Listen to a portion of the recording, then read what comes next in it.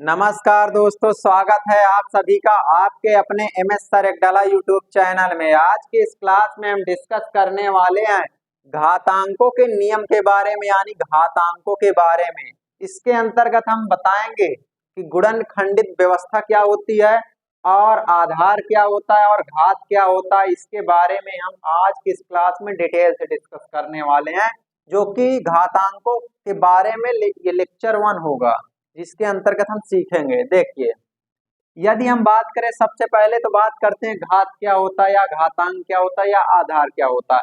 इसे एक एग्जाम्पल की सहायता से समझते हैं। जैसे जैसे कोई संख्या है, एग्जाम्पल नंबर 1, जैसे मान लो 100 संख्या, ये 1000 है। अब देखिए, इसकी मदद से हम सभी चीजों को समझेंगे। घात क्या होता है, घातांक क्या होता है, आधार क्या होता है, सबके बारे में डिटेल से डिस्कस करेंगे। देखिए, यदि हम इसे लिखना चाहें तो इसे यदि हम गुणनखंड के रूप में लिखेंगे तो क्या आएगा, 10 गुणे 10 गुणे 10। हम इसे इस प्रकार से लिख सकते हैं, बिल्कुल लिख सकते हैं। अब देखना है इसमें करेंगे क्या। देखिए, अब इसमें ये 10 10 है, तो हम इसे क्या, ये भी तो लिख सकते हैं। हमने एक सूत्र होता है a गुणे a की घात m गुणे a की घात n, जो बराबर होता है m प्लस n, ये सूत्र। तो अब यहाँ पर यदि हम ध्यान दें तो क्या होगा, 10 है, 10 तो 10 लिखेंगे।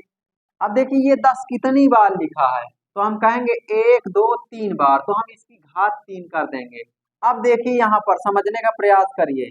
ये जो 10 है ना, इसी को हम कहते हैं आधार या आधार आधार कहते हैं, जिसे हम कहते हैं इंग्लिश में बेस, बेस कहते हैं।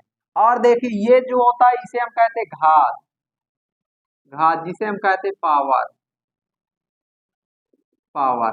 देखिए, ये होता है घात, लेकिन इस व्यवस्था को हम कहते हैं गुणनखंडित व्यवस्था, यानी कि इन्हें हम बेस है तो बेस को ही अलग अलग लिखे। देखिए, 1000 था, 1000 को हमने 10 गुणे 10 करके लिख दिया। अगर इन्हें फिर से गुणा करेंगे तो 1000 ही हमको मिलना है, कुछ अलग नहीं मिलना है। तो हम इसे इस प्रकार से लिख सकते हैं, जिसमें ये होता है इसे हम कहते हैं आधार और इसे कहते हैं घात। जैसे और एक एग्जाम्पल की सहायता से समझते हैं। जैसे जैसे समझते हैं,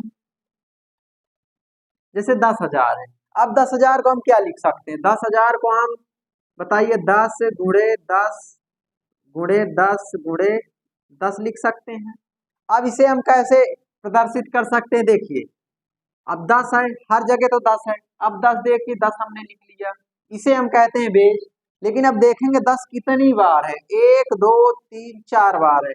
4 बार है तो हम घात कर देंगे 4, तो क्या हुआ, हम कह सकते हैं घात 4 है, लेकिन आधार कितना, आधार 10 है।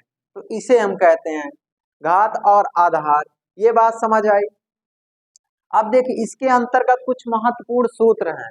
इसमें हम गुणा करना बताएंगे, कैसे गुणा करते हैं, कैसे क्या करते हैं, घातों का गुणा क्या होता है, घातों का भाग क्या होता है, इसके बारे में डिटेल से डिस्कस करेंगे अगले वाले लेक्चर में। पहले हम ये डिस्कस करेंगे कुल कितने सूत्र होते हैं, कुल सूत्रों के बारे में कुछ महत्वपूर्ण डिस्कस करेंगे। और देखिए, और इसे हम समझते हैं डिटेल से घातांकों के बारे में। जैसे देखिए, जैसे 2 गुणे 2 गुणे 2 गुणे 2। अब इसमें यदि हम बात करें तो क्या करेंगे, देखिए, इसकी यदि हम बात करें तो इसे हम क्या, 1 2 3 4, यानी 2 कितने बार है, 4 बार है। 2 कितनी बार है, 4 बार है, तो हम 4 घात कर देंगे। ये बेस होता है, यानी आधार होता है, और ये घात होता है। जैसे जैसे 125 है, 125 क्या लिख सकते हैं, 5 गुणे 5 गुणे 5 लिख सकते हैं। अब देखिए, आप देखेंगे ये 5 कितनी बार है, 5 कितनी बार है, देखिए 3 बार है, तो 5 की घात 3 कर देंगे।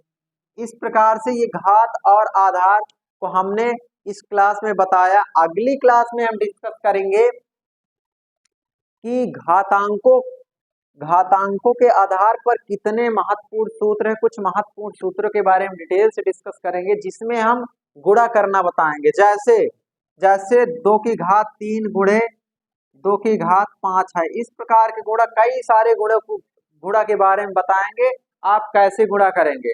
तो इसी के बारे में हम कल की क्लास में डिटेल से डिस्कस करेंगे। धन्यवाद।